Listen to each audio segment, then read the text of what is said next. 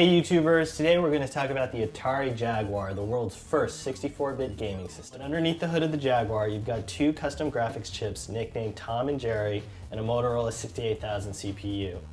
Atari had this obsession with cats at the time, so they were naming all of their systems after cats. You had their Lynx handheld, and before the Jaguar, you actually had a system called the Panther that never saw the light of day. The Panther was a 32-bit system that was developed basically concurrently with the Jaguar.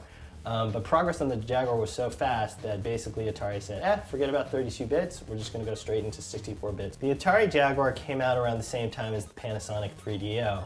So Atari's ad campaign at the time was do the math, where you'd get 64 bits of processing power for only $250, which was its street price at the time, compared to the Panasonic 3DO, which was only a 32-bit system and cost a whopping $700 at launch. This is a controller for the Jaguar, which had the dubious distinction of being voted the worst controller of all time by IGN.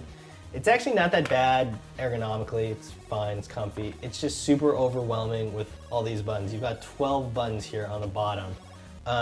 Atari was basically, I think, going for this retro vibe of its older controllers, like for the 2600, 5200, and 7800, where you'd place an overlay, depending on the game you were playing, to unlock these different control schemes. Some of the strongest titles for the Jaguar were Aliens vs. Predator, Power Drive Rally, and Tempest 2000 by Jeff Minter.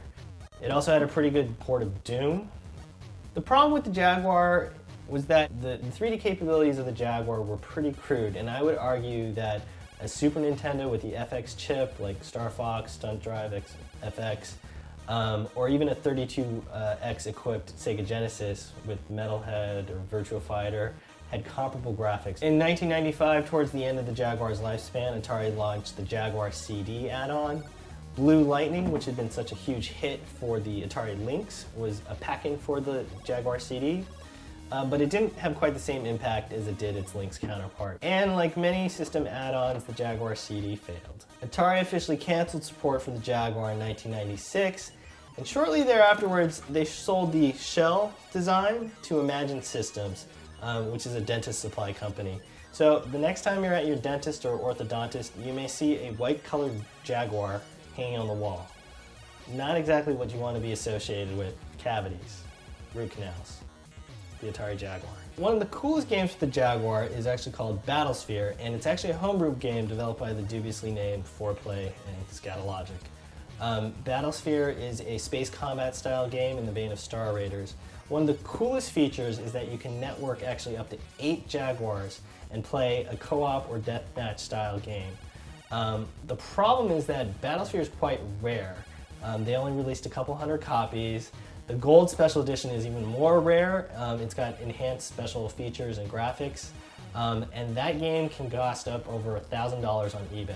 So finding 8 Jaguars with 8 copies of Battlesphere is definitely a tall and expensive order. Well, that's all the time we've got here for today.